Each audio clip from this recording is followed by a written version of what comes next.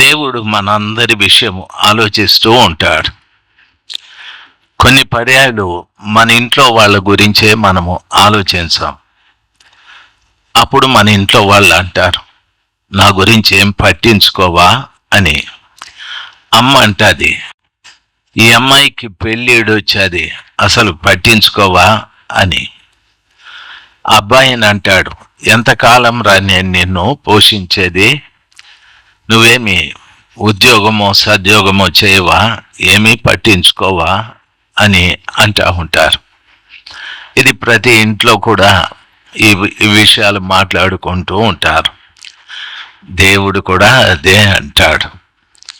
దేవుని కుటుంబంలోకి వచ్చిన మనతో ప్రభుల వారు చెప్పే మాట, ఇన్ని సంవత్సరాల నుండి వాక్యము చేత మీరు పోషించబడుతున్నారు, అయితే మీరేమీ పట్టించుకోరా, నా కొరకు మీరేమీ చేయరా అని ప్రభుల వారు మనందరితో మాట్లాడుతూ ఉంటాడు. దేవుడు మనకు ఎంతో ఉపకారం చేశాడు. ప్రభువు చేసినటువంటి ఉపకారం చాలా గొప్పది. ఆయన చేసిన ఆ ఉపకారం పేరేమిటంటే ఆ ఉపకారమే. అయితే చేసిన ఉపకారం యొక్క అర్థం ఏమిటంటే, ప్రభుల వారు మనందరి కొరకు సిలువలో ప్రాణం పెట్టి మనల్ని రక్షించాడు. ఇది గొప్ప ఉపకారం. మన కోసం ఎవరైనా ప్రాణం పెట్టేవాళ్ళు ఉన్నారా భూమి మీద? ఆలోచించండి. ఆడబిడ్డల్ని పెళ్లి చేసుకునేటప్పుడు మగబిడ్డలు అంటారు, నీ ప్రాణానికి నా ప్రాణం ఇస్తానంటాడు.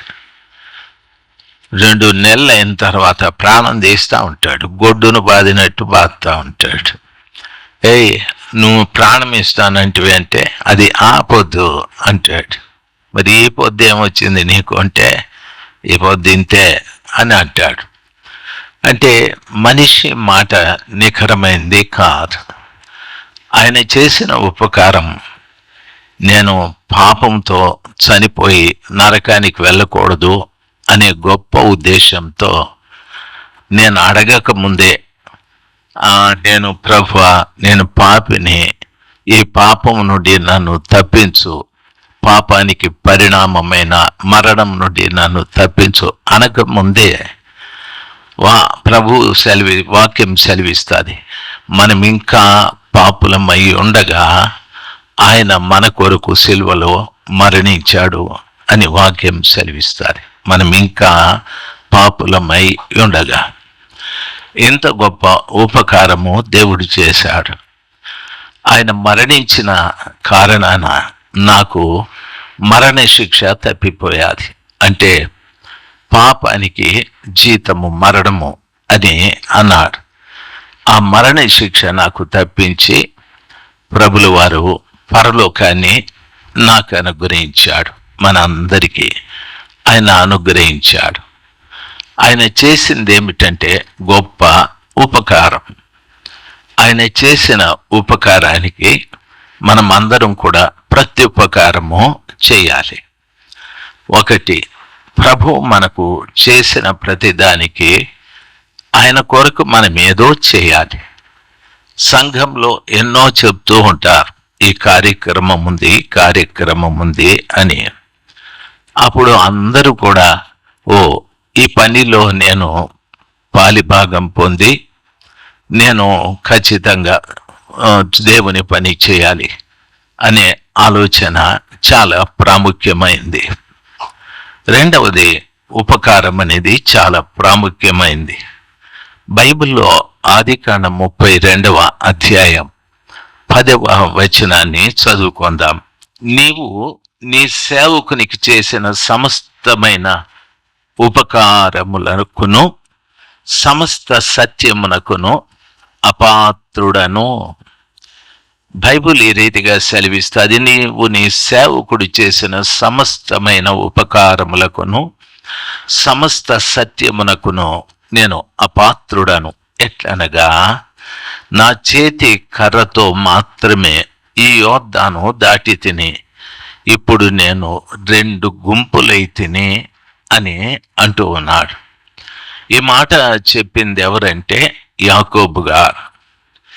యాకోబు గారు 20 సంవత్సరాల తరువాత దేవునితో మాట్లాడుతూ ఉన్నాడు.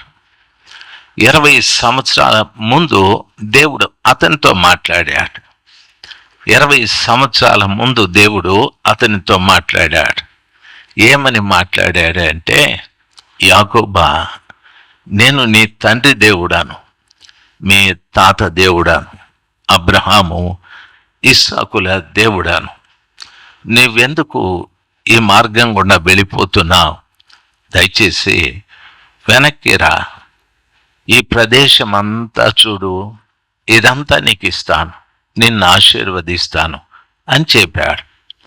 అప్పుడు యాకోబు యొక్క పరిస్థితి ఏమిటంటే, తన అన్నను మోసగించాడు, తండ్రిని కూడా మోసగించాడు. అంటే ఒక మోసకరమైన జీవితం తనలో ఉంది. అన్నను మోసగించి జ్యేష్ఠత్వాన్ని సంపాదించుకున్నాడు. తండ్రిని మోసగించి అన్నకు రావాల్సిన ఆశీర్వాదాన్ని తీసేసుకున్నాడు. అందుకని యాకోబు దేవుడు చెప్పిన ఆ మాటలు పట్టించుకోలేదు. మీకు ఆ కళ తెలుసు. ఆయన పడుకున్నప్పుడు ఒక పెద్ద నిచ్చెన ఆకాశం అంత ఎత్తుంది. ఆ నిచ్చెన మీద నుండి దేవదూతలు దిగుతూ ఎక్కుతూ ఉన్నారు. మనం అనుకుంటాం, దేవదూతలు ఎక్కుతూ దిగుతున్నారా అని. వాస్తవమే. ఆ నిచ్చెన మీద ఎక్కుతూ దిగుతున్న విషయాలు ఆలోచన చేస్తే, దిగే ప్రతి దేవదూత దేవుడు నీతో మాట్లాడే మాటలు. ఇప్పుడు కూడా ప్రభు నీతో మాట్లాడుతూ ఉన్నాడు. ఆయన ఆకాశం మీద కూర్చొని నీతో మాట్లాడుతూ ఉన్నాడు. ఒక నిచ్చెనలాగా. నిచ్చెన అనేది మనుషుని ఇటు అటు తిప్పదు. ఒకే నేరుగా ఎక్కాలి, అదే నేరుగా దిగాలి. ఆ విధంగా దేవుడు ఒక క్రమమైన పద్ధతిలో మనతో మాట్లాడుతూ ఉన్నాడు. దానికి తగినట్టుగానే మనము మాట్లాడాలి. అయితే యాకోబు అంటాడు, ఉదయాన లేచి రాతిని పాతి నూనె పోసి, ఆయన అంటాడు, ఇది భయంకరమైన స్థలం, యెహోవా ఉండు స్థలం, ఇది పరలోకపు ముఖద్వారం అని చెప్పి, ఆయన ప్రభువా, గత రాత్రి మీరు నాతో మాట్లాడారు, అయితే నా మనవి ఆలకించమని, నేను వెళ్ళే ఈ మార్గంలో నీవు నన్ను ఆశీర్వదిస్తే నాకు భోజనం ఇవ్వాలి, దుస్తులు ఇవ్వాలి. అప్పుడు నీవు నాకు దేవుడవై ఉంటావు అని చెప్పాడు. ఈరోజు మనం కూడా అదే కదా. మనం ఒక మార్గంలో వెళుతూ ఉన్నాం. బట్టలు ఇవ్వండి, భోజనం ఇవ్వండి, అవసరాలకు డబ్బులు ఇవ్వండి, ఇలాంటివే అడుగుతూ ఉంటాం. ప్రభువు చెప్పిన మాటలు, ముందుకు వెళ్ళొద్దు, వెనక్కి వెళ్ళిపో, నిన్ను ఆశీర్వదిస్తానని. మన జీవితంలో కూడా ఎన్నో ఆ నిచ్చెన లాంటి క్రమమైన జీవితాన్ని వదిలిపెట్టి అక్రమంగా వెళుతూ ఉంటాం. నిచ్చెన మీద పెట్టవలసిన కాలు ప్రక్కకు పెడితే మనిషి పడిపోతాడు కదా. చాలామంది జీవితాలలో ఆత్మీయతలో పడిపోయిన వారు, చెడిపోయిన వారు ఉన్నారు. అందుకని ప్రభు అంటాడు, యాకోబు వెనక్కి వెళ్ళమని. ఈ ఉదయకాలం ముందు ఆలోచించాల్సింది, 21 సంవత్సరము యాకోబు ఆ మామ ఇంటిలో కొలువు చేసి 2 భార్యల్ని, ఆస్తిని సంపాదించుకొని వెనక్కి తిరిగి వచ్చాడు. ఎబ్బోకు రేవు ఉంది, అవతల యోర్దాను ఉంది. ఆయన అంటాడు, నేను ఈ యోర్దానును దాటేటప్పుడు ఒక చేతి కర్రతో నేను దాటా, ఇప్పుడు 2 గుంపులుగా నన్ను ఆశీర్వదించావు అని చెప్పి ఆయన అంటాడు, నేను నీకు చాలా కృతజ్ఞత చెల్లిస్తున్నాను ప్రభువా అని మాట్లాడుతూ ఉన్నాడు. ఆ వాక్యము చూడండి, బైబిల్ సెలవిస్తుంది. ఆదికాండం 32వ అధ్యాయం 10వ వచనంలో చెప్పబడినటువంటి మాట, ఈ సేవకునికి నీవు చేసిన సమస్తమైన ఉపకారములకును సమస్త సత్యమునకును అపాత్రుడను. ఎట్లనగా నా చేతి కర్రతో మాత్రమే యోర్దాను దాటి తిని ఇప్పుడు నేను 2 గుంపులై తిని అని చెప్తూ ఉన్నా. దయచేసి వినాలి. దేవుని వద్దకు మనం వచ్చేటప్పుడు కొంతమంది జీవితాలలో ఖాళీ చేతులతోనే ఒట్టి స్థితి, మనకంత అభివృద్ధి లేదు.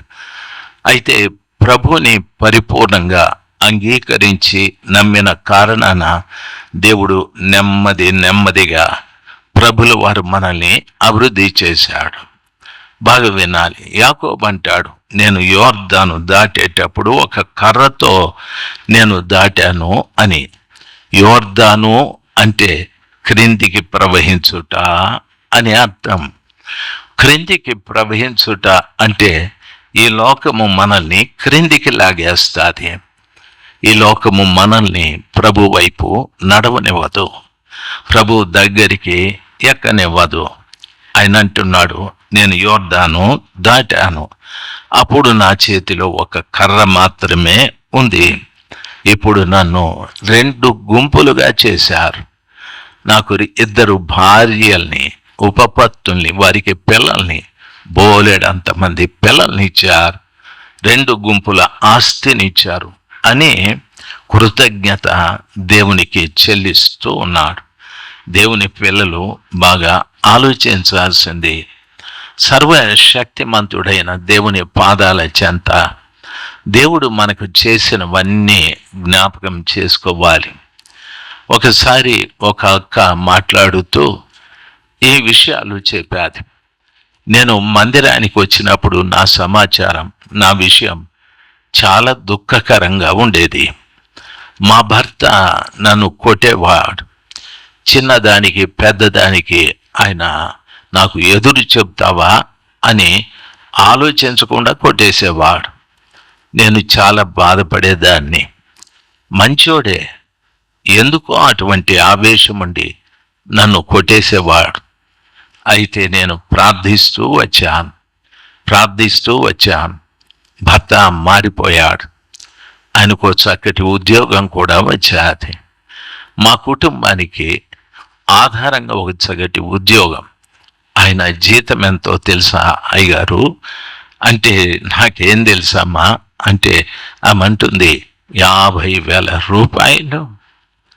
50,000 రూపాయలు. కొట్టే భర్తను ఆమె దేవుని పాదాల చెంత ప్రార్థించిన కారణాన భర్తను మార్చాడు. కుటుంబ ఆ పోషణ నిమిత్తమై దేవుడు ఓ చక్కటి ఉద్యోగం ఇచ్చాడు, 50,000 రూపాయలు. ఆమె ఆ రీతిగా మాట్లాడుతూ అంటుంది, దేవునికి మేము చాలా రుణపడి ఉన్నాం, మా కోసం ఇంకా ప్రార్థించండి అని కృతజ్ఞతగా. ఆ తల్లి ఏదో కానుక ఇచ్చాది, నాకు గుర్తు లేదు, కానీ కానుక ఇచ్చాది. కొంతమంది హృదయాలలో ఆ కృతజ్ఞత ఉంటుంది. దేవుడు నాకు ఈ మేలు చేశాడు, దేవుడు నన్ను ఈ రీతిగా అభివృద్ధి చేశాడు, దేవుడు నా కుటుంబంలో ఈ రీతిగా మనుషుల మధ్యన మార్పులు కలిగించాడు, కాబట్టి నా జీవితం అంతా ఆ గొప్ప దేవునికి నేను కృతజ్ఞత కలిగి ఉండాలి అనే ఆలోచన ఉంటుంది. చాలామంది జీవితాలలో దేవుడు చేసిన మేళ్ళు మర్చిపోయి ఇంకా ప్రభా నాకు అది చేయండి, ఇది చేయండి అని అంటూ ఉంటాం. అడగడం తప్పేమీ కాదు.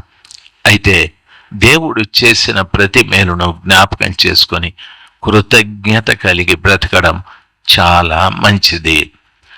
ఎందుకంటే కృతజ్ఞత హృదయము కలిగినటువంటి వారి మీద ఆయన దృష్టి పెడతాడు. బైబిల్ ఆ రీతిగా సెలవిస్తుంది.